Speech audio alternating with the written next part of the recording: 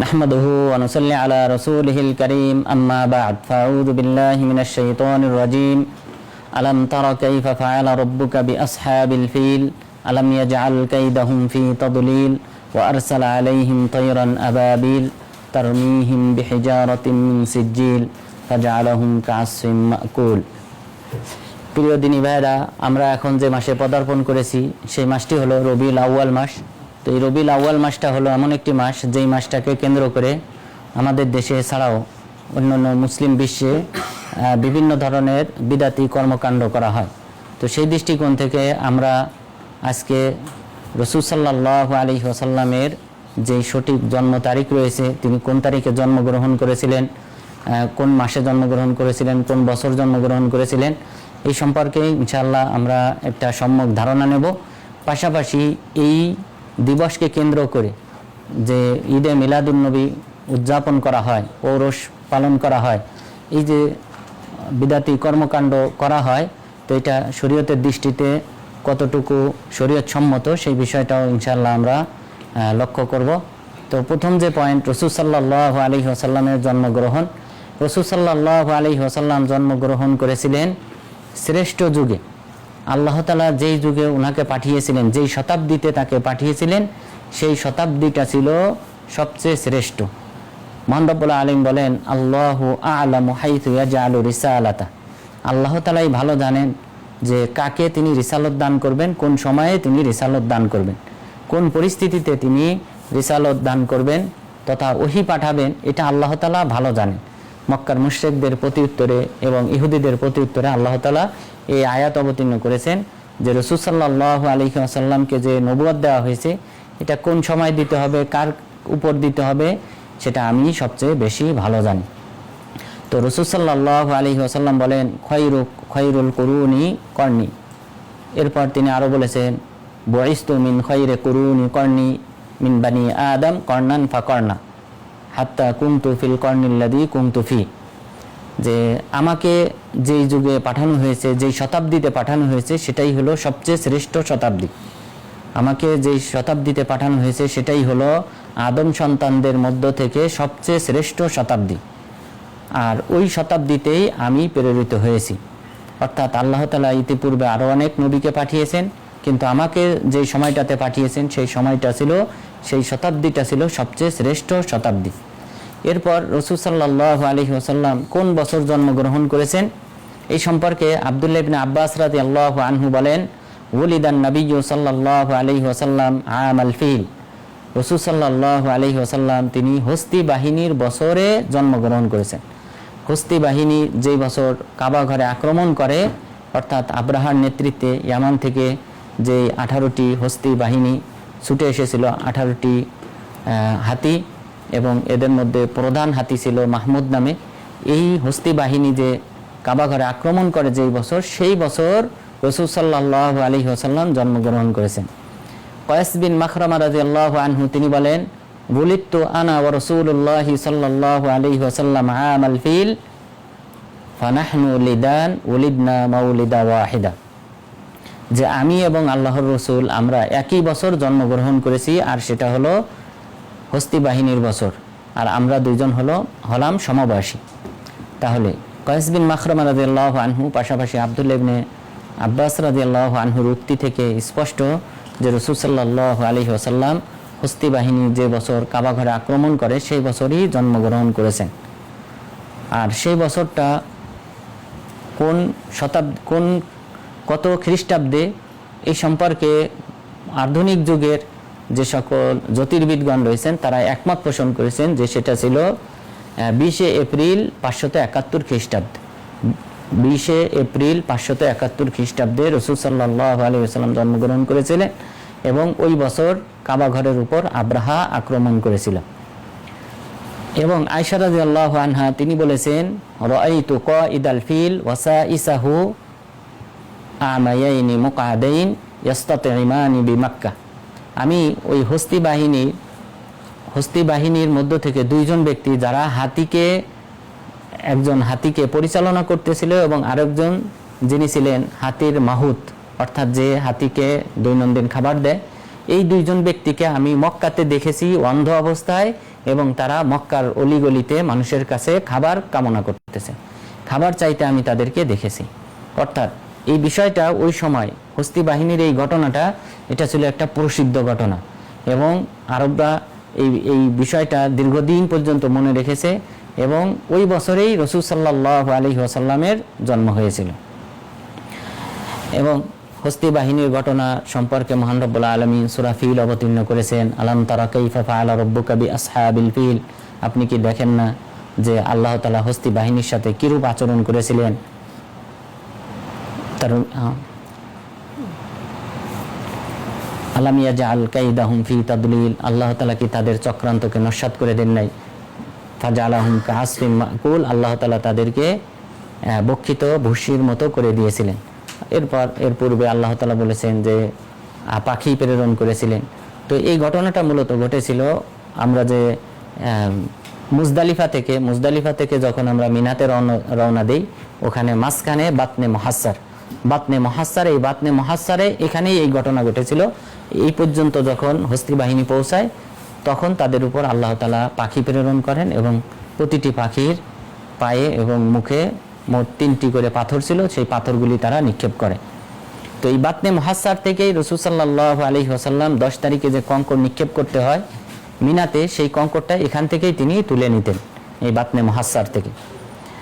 তো তাহলে আমরা প্রথমে জানলাম যে রাসূল সাল্লাল্লাহু আলাইহি ওয়াসাল্লাম যে শতাব্দীতে এসেছিলেন সেটা ছিল শ্রেষ্ঠ শতাব্দী।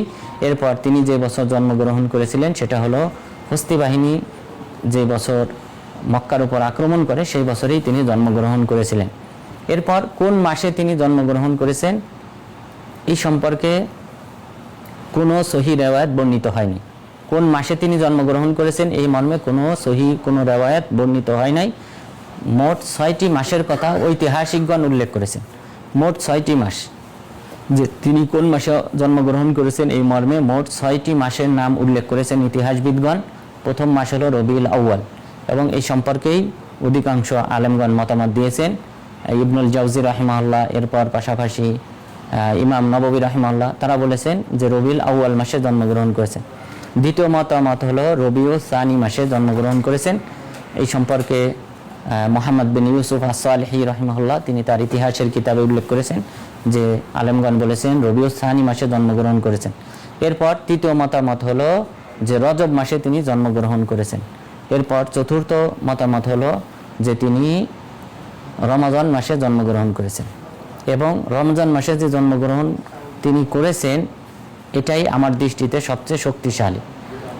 রমজান মাসে জন্মগ্রহণ করেছেন এই সম্পর্কে জুবাইর ইবনে বাক্কার রাহিমাহুল্লাহ তিনি মতামত পেশ করেছেন যে রাসূল সাল্লাল্লাহু আলাইহি ওয়াসাল্লাম রমজান মাসে জন্মগ্রহণ করেছেন।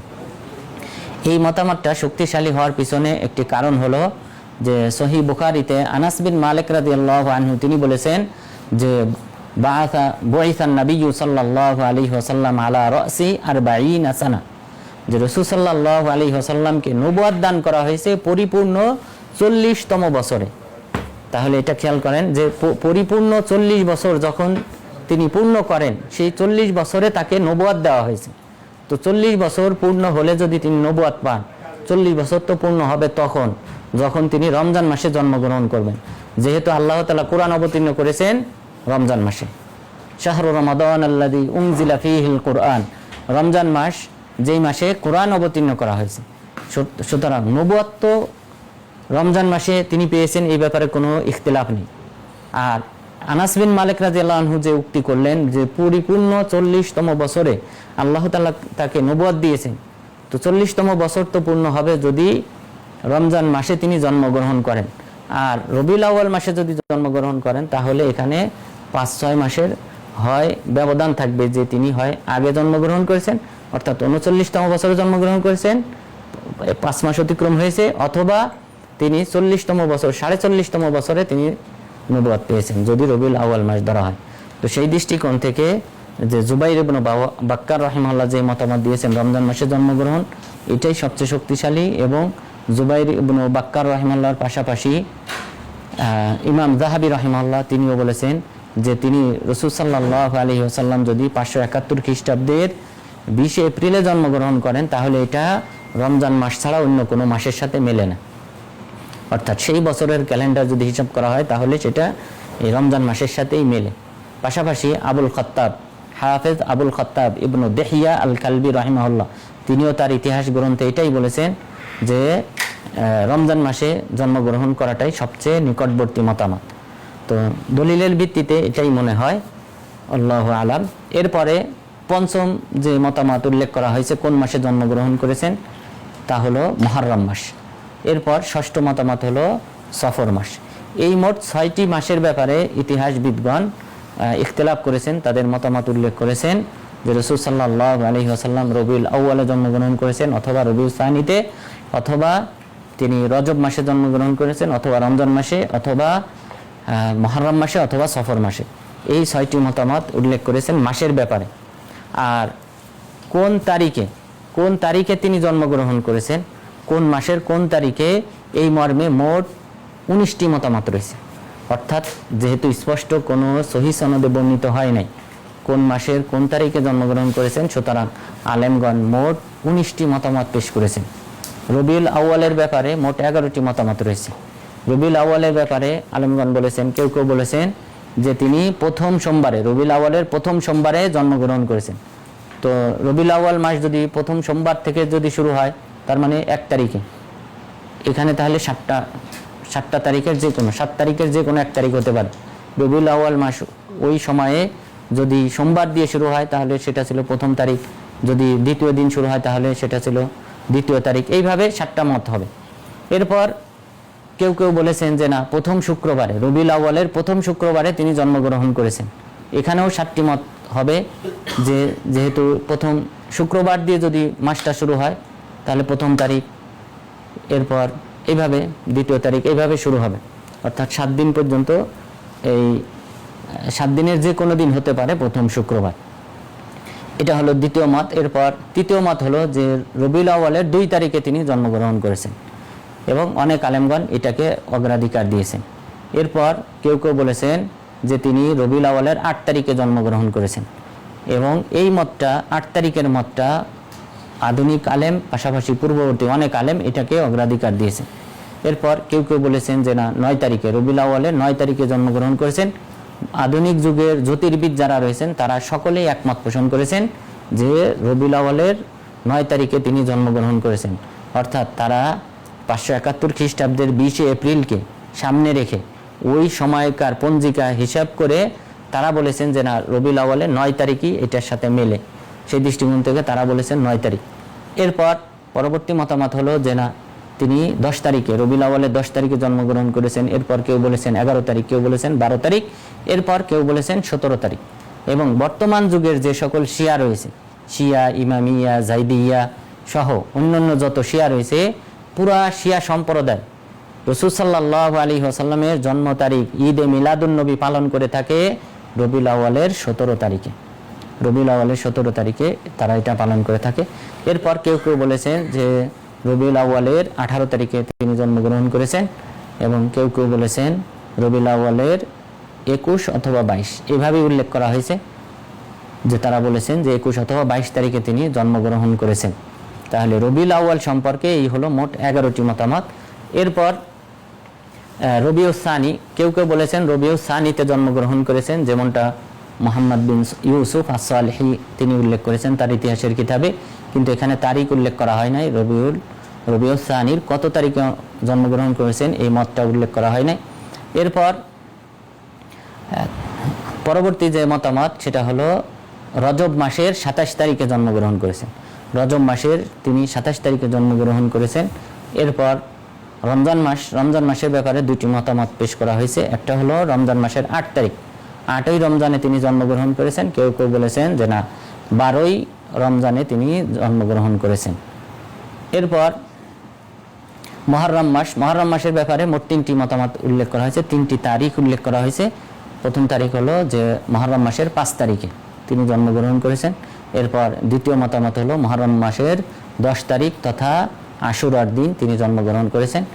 আর 3 নম্বর মত হলো যে মুহররম মাসের 25 তারিখে তিনি জন্মগ্রহণ করেছেন।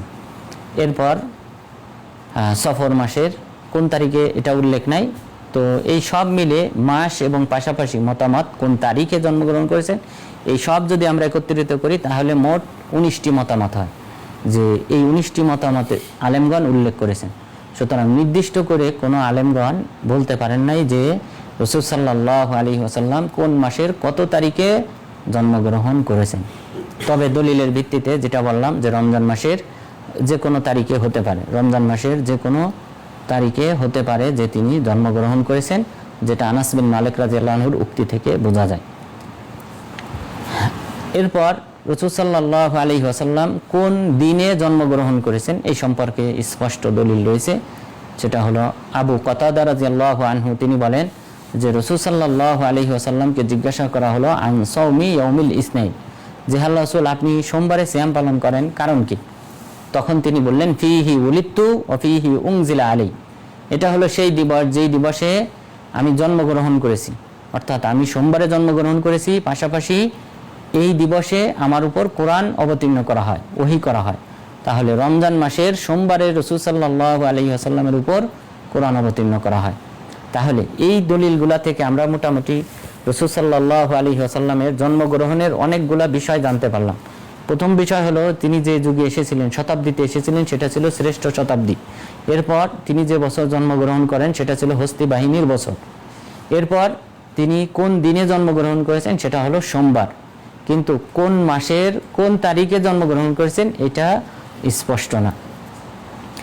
এখন আমাদের যে আলোচনার যে দ্বিতীয় পয়েন্ট, যে আমরা এতগুলি ইখতিলাফ জানলাম যেখানে রাসূল সাল্লাল্লাহু আলাইহি ওয়াসাল্লামের জন্মগ্রহণের তারিখের ব্যাপারে 19টি মতামত রয়েছে, সেখানে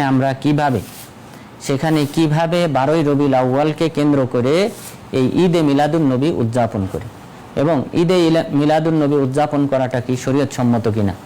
ঈদে মিলাদুন নবী উদযাপন করা এটা সম্পূর্ণরূপে বিদআত, এটা কোনো ক্রমেই জায়েজ হতে পারে না। কেননা রাসূল সাল্লাল্লাহু আলাইহি ওয়াসাল্লাম তিনি 63 বছর জীবিত ছিলেন, নবুয়তের তিনি 23 বছর পেয়েছিলেন। এটা যদি ভালো কাজ হতো, কল্যাণকর কাজ হতো, তাহলে তিনি অবশ্যই এটা পালন করতেন। কেননা তিনি বলেছেন ইন্নাহু লাম ইয়াকুন নাবিয়্যুন ক্বাবলি ইল্লা কানা আলাইহি হাক্কান আই ইয়াদুল্লা উম্মাতাহু ইয়ালাম ফীহিম খায়রা, যে আমার পূর্বে যত নবী রাসূলগণ অতিক্রম করেছেন প্রত্যেকের উপর আবশ্যক ছিল, আল্লাহ তাআলার পক্ষ থেকে তাদের উপর দায়িত্ব ছিল, ফরজ ছিল যে তারা যদি তাদের উম্মতের জন্য কোনো কল্যাণকর কোনো বিষয় জেনে থাকেন তাহলে তার উম্মতকে জানিয়ে যাওয়া, তাদেরকে শিক্ষা দেওয়া। তো রাসূল সাল্লাল্লাহু আলাইহি ওয়াসাল্লাম যেহেতু আমাদেরকে ঈদ মিলাদুন নবী তথা তার জন্মগ্রহণের দিবসকে কেন্দ্র করে বিভিন্ন অনুষ্ঠান করতে যেহেতু তিনি বলেন নাই, সুতরাং এটা কল্যাণকর কাজ হতে পারে না। এবং কোন সাহাবাগণ পরবর্তীতে তিনি মারা যাওয়ার পর তারা এই দিবসকে কেন্দ্র করে কোনো রকম আলোচনা সভা, এরপর অনুষ্ঠান, খাওয়া দাওয়ার ব্যবস্থা করা, সিরাত নিয়ে আলোচনা করা, এই জাতীয় কোনো কিছু তারা করেন নাই। আব্দুল্লাহ ইবনে মাসউদ রাদিয়াল্লাহু আনহু তিনি বলতেন মান কানা মুস্তান্নান ফালিয়াস্তান্না বিমান কদ মাত উলাইকা আসহাবু মুহাম্মদ ইখতারাহুমুল্লাহু আযজা ওয়া জাল্লা লিনাশরি দীনিহি ওয়া সুহবাতি নবিয়িহি। তোমাদের মধ্যে কেউ যদি কোনো ব্যক্তির অনুসরণ করতে চায় সেজন্য মৃত ব্যক্তিদের অনুসরণ করে। আর মৃত ব্যক্তি বলতে তারা হলেন রাসূল সাল্লাল্লাহু আলাইহি ওয়াসাল্লামের সাহাবাগণ। আল্লাহ তাআলা তাদেরকে দ্বীন প্রচারের জন্য চয়ন করেছেন এবং তার নবীর সুহবাতের জন্য, নবীর সঙ্গী হিসেবে আল্লাহ তাআলা তাদেরকে কবুল করেছেন। ওয়া কানু আলাল হুদাল মুস্তাকিম, এবং তারা ছিলেন সরল সঠিক হিদায়াতের উপর প্রতিষ্ঠিত। তো যদি কোনো ব্যক্তির অনুসরণ করতে হয় তাহলে তো এই সকল মৃত ব্যক্তি যারা রাসূল সাল্লাল্লাহু আলাইহি ওয়াসাল্লামের সাথে ছিলেন, আল্লাহ তাআলা তাদেরকে চয়ন করেছিলেন এবং তারা স্পষ্ট সরল সঠিক ধর্মের উপর প্রতিষ্ঠিত ছিলেন, এই মর্মে কোনো ইখতিলাফ নাই, দ্বিমত নেই। তো সেই ব্যক্তিদেরকেই তো অনুসরণ করা উচিত। সেই ব্যক্তিরা যেহেতু রাসূল সাল্লাল্লাহু আলাইহি ওয়াসাল্লামের জন্মদিবস পালন করেন নাই, সুতরাং আমরাও পালন করব না, এবং কেউ যদি এটা পালন করে তাহলে সে বিদআতে লিপ্ত হবে। রাসূল সাল্লাল্লাহু আলাইহি ওয়াসাল্লাম বলেছেন মান আমিলা আমালান লাইসা আলাইহি আমরুনা ফাহুয়া রাদ, যদি কোনো ব্যক্তি এমন কোনো আমল করে যে আমলের নির্দেশনা আমি প্রদান করি নাই, সেটা প্রত্যাখ্যাত, সেটা গ্রহণযোগ্য হবে না, কবুল হবে না। বরং এই সকল ব্যক্তিদের ফরজ এবং নফল আমল কবুল হবে না। যারা এই বিদাতি কর্মকাণ্ড করবে তাদের ফরজ এবং নফল ইবাদত কোনোটাই কবুল হবে না। রাসূল সাল্লাল্লাহু আলাইহি ওয়াসাল্লাম বলেন, মান আওয়া মুহদিতান ফাআলাইহি লানাতুল্লাহ ওয়াল মালাইকাতি ওয়ান নাসি আজমাইন লা ইউকবালু মিনহু সরফুন ওয়ালা আদল। যে যদি কোনো ব্যক্তি কোনো বিদাতিকে আশ্রয় প্রদান করে, অর্থাৎ সে নিজে বিদাত প্রচলন ঘটায় নাই, বরং সে বিদাতি ব্যক্তিকে শুধু সাহায্য করেছে বা আশ্রয় প্রদান করেছে, সেই ব্যক্তির উপর আল্লাহ তাআলার অভিশাপ, ফেরেশতাদের অভিশাপ, সমগ্র মানব জাতির অভিশাপ। এরপরে বললেন লা ইউকবালু মিনহু সরফ ওয়ালা আদল, এবং ওই ব্যক্তির ফরজ এবং নফল কোনো আমল কবুল করা হবে না। সুতরাং এই জাতীয় বিদাতি কর্মকাণ্ড থেকে অবশ্যই আমাদেরকে দূরে থাকতে হবে। এবং পাশাপাশি যারা এই দিবসকে পালন করে, রাসূল সাল্লাল্লাহু আলাইহি ওয়াসাল্লামের মিলাদুন নবী জন্ম দিবস যারা পালন করে, তারা প্রকৃতপক্ষে খ্রিস্টানদের অনুসরণ করে। কেননা খ্রিস্টানরা তারা ঈসা আলাইহিস সালামের জন্ম দিবসকে কেন্দ্র করে ক্রিসমাস দিবস পালন করে, আর এটা মুসলিমরা শিক্ষা করেছে এবং রপ্ত করেছে মূলত এই খ্রিস্টানদের থেকেই। এই কারণে রাসূল সাল্লাল্লাহু আলাইহি ওয়াসাল্লাম বলতেন, লা তুতুরুনি কামা আতরাতিন নাসারা ইবনা মারিয়াম, তোমরা খ্রিস্টানরা যেভাবে ঈসা আলাইহিস সালামকে নিয়ে যেভাবে বাড়াবাড়ি করেছে, তোমরা আমাকে নিয়ে অনুরূপ বাড়াবাড়ি করবে না। এবং সেটাই হচ্ছে। তিনি যেটা আশঙ্কা করেছিলেন জীবদ্দশায়, যে ঈসা আলাইহিস সালামকে নিয়ে তার উম্মতরা যেভাবে বাড়াবাড়ি করেছে, ওনাকে আল্লাহ তাআলার পর্যায়ে নিয়ে গেছে, আমার এই উম্মত আমাকে নিয়ে বাড়াবাড়ি করবে, এ কারণে রাসূল সাল্লাল্লাহু আলাইহি ওয়াসাল্লাম নিষেধ করেছেন। সুতরাং তাকে নিয়ে আলাদা এই যে জন্ম দিবস পালন করা, যেটা খ্রিস্টানরা করে থাকে, মূলত তাদের থেকেই মুসলিমরা রপ্ত করেছে। এবং এই কারণে রাসূল সাল্লাল্লাহু আলাইহি ওয়াসাল্লাম বলেছেন, লা তাত্তাবিউন্না সুনানা মান কানা ক্বাবলাকুম হাযওয়াল কুযযা বিল কুযযা হাত্তা লাউ দাখালু জুহরা যাব লা দাখালতুমু, যে তোমরা অবশ্যই ইহুদি খ্রিস্টানদেরকে অনুসরণ করবে প্রতিটি পদঙ্ক, তারা যেখানেই পা ফেলবে সেখানেই তোমরা পা ফেলবে। এইভাবে তাদেরকে অনুসরণ করতে করতে তারা যদি গুইসাপের গর্তেও প্রবেশ করে, তাহলে তোমরাও গুইসাপের গর্তে প্রবেশ করবে। তাহলে আমরা এখন তো সেই দিকেই হাঁটছে। মুসলিমরা জন্মদিবস এখন প্রতিটা স্কুলে, বাংলাদেশের প্রতিটা স্কুলে প্রতিটা ছাত্রছাত্রীর জন্ম তারিখ নোট করা হয়, কোন তারিখে কার জন্মদিবস, সেই দিবসকে লক্ষ্য করে কিছু চাঁদা তুলে তারপরে তারা অনুষ্ঠান করে। তো এই যেভাবে মুসলিমরা গ্রাস হয়েছে, ইহুদি খ্রিস্টানদের দ্বারা যেভাবে প্রভাবিত হয়েছে, এগুলি রাসূল সাল্লাল্লাহু আলাইহি ওয়াসাল্লাম ভবিষ্যৎবাণী করে গিয়েছেন এবং আমাদেরকে সতর্ক করেছেন। এই কারণে তিনি বহুবার বলেছেন, ওয়া খালিফু আহলাল কিতাব, তোমরা আহলে কিতাবদের বিরোধিতা করো। এই সম্পর্কে আবু উমামা আল বাহিলি রাদিয়াল্লাহু আনহু বলেন, কিছু মুরব্বী আনসার সাহাবাগণ বসা ছিলেন এক জায়গায়, তাদের দাড়িগুলি সাদা ছিল।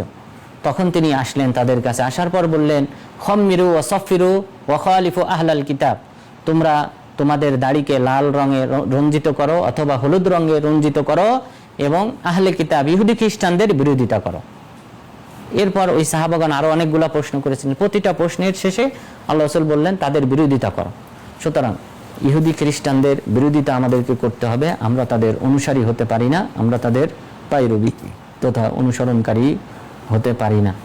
এই সম্পর্কে আরো বেশ কিছু দলিল রয়েছে।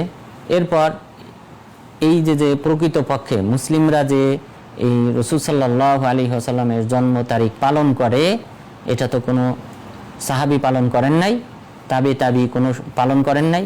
এরপর পরবর্তী জেনারেশন, অর্থাৎ কুরুন আল খাইরিয়া, অর্থাৎ সর্বশ্রেষ্ঠ তিনটা যে যুগ রয়েছে, এই যুগের কোনো আলেম এই ঈদে মিলাদুন নবী পালন করেন নাই। এটা প্রকৃতপক্ষে শিয়াদের মাধ্যমে প্রচলিত হয়েছে।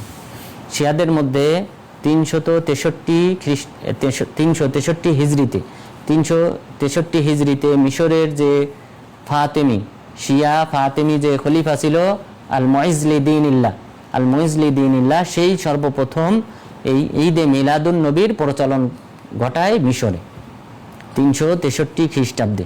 এবং ইমাম তকিউদ্দিন আল মাকরিজি রাহিমাহুল্লাহ, তিনি তার আল মাওয়াইজ ওয়াল ইতিবার গ্রন্থে তিনি উল্লেখ করেছেন যে ওই সময় সে মোট 29টি দিবস প্রচলন ঘটায়। ওই একই টাইমে সে মোট 29টি দিবসের প্রচলন ঘটায়, অর্থাৎ একটা বছরে মোট 29টি দিন, অর্থাৎ মানুষদেরকে এইসব নিয়ে ব্যতিব্যস্ত রাখা। যেন মানুষ তার বিরুদ্ধে আন্দোলন না করে। যেহেতু সে শিয়া ছিল, মুসলিম সুন্নিরা তাদের বিরুদ্ধে অবশ্যই আন্দোলন করতেন, বিদ্রোহ করতেন। তো সে মানুষকে ব্যতিব্যস্ত রাখার জন্য এই দিবস, মোট 29টি দিবসের প্রচলন ঘটায়। তার মধ্যে একটি হলো যে রাসূল সাল্লাল্লাহু আলাইহি ওয়াসাল্লামের ঈদে মিলাদুন্নবী। তো শিয়ারা যেটা পালন করেছে সেটা আমরা সুন্নিরা পরবর্তীতে রপ্ত করেছি। পরবর্তীতে যে মুসলিম শাসকগণ এসেছেন, নুরুদ্দিন জঙ্গি তিনিও এই ঈদে মিলাদুন্নবী পালন করেছেন। সালাহউদ্দিন আইয়ুবী তিনিও পালন করেছেন।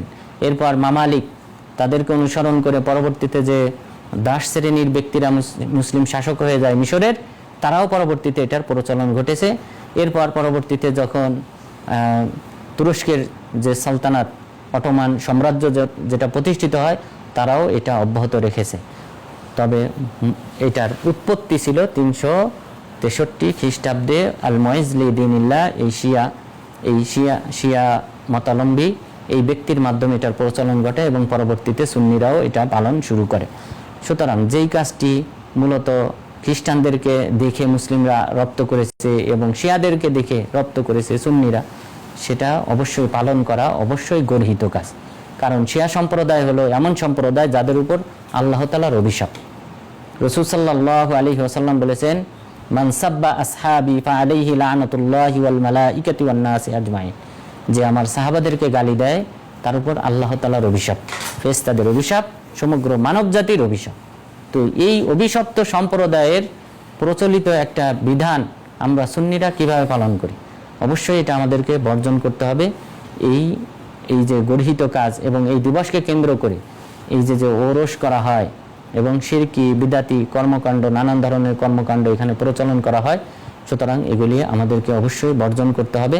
তো আল্লাহ তাআলা যেন আমাদের সবাইকে এই 12ই রবিউল আউয়ালকে কেন্দ্র করে যে বিদাতি কর্মকাণ্ড করা হয়, ঈদে মিলাদুন্নবী পালন করা হয়, এটা থেকে বিরত থাকার তৌফিক দান করেন এবং সুন্নতকে আঁকড়ে ধরার তৌফিক দান করেন। আল্লাহ তাআলা সন্তুষ্টি অর্জন করার তৌফিক দান করেন এবং আল্লাহ তাআলা যেন আমাদের পাপসমূহকে যেন ক্ষমা করেন এবং জান্নাতুল ফিরদাউসের অধিবাসী হওয়ার তৌফিক দান করেন। আমিন। ওয়া সাল্লাল্লাহু আলা নবিয়িনা মুহাম্মদ ওয়া আলা আলিহি ওয়া সাহবিহি আজমাইন।